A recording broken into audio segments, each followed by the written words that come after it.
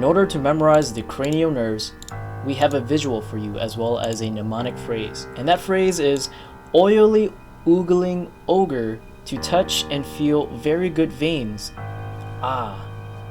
And so let's review the cranial nerves first from 1 to 12.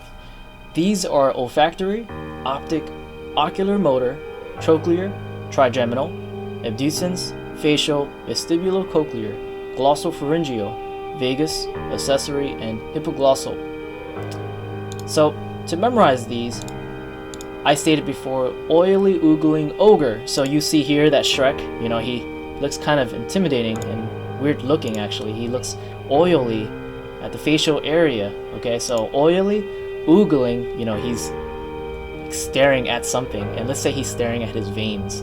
Okay, and he's going to be touching and feeling his veins on his arms.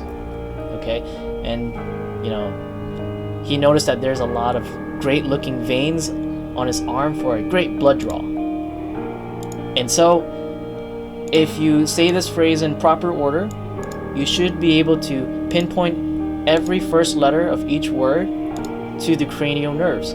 So oily is olfactory, oogling is optic, ogre is ocular motor, 2 is trochlear, touch is trigeminal, and is abducens, feel is facial, very is vestibulocochlear, good is glossopharyngeal, veins is vagus, A from A would be accessory, and then the last letter H is hypoglossal.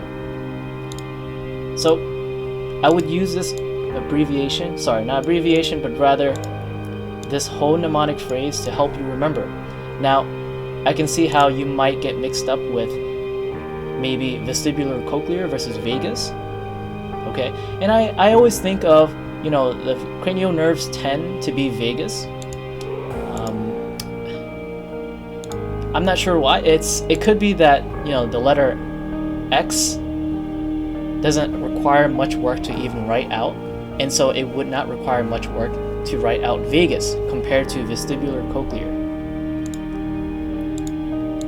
So that's how you memorize the cranial nerves.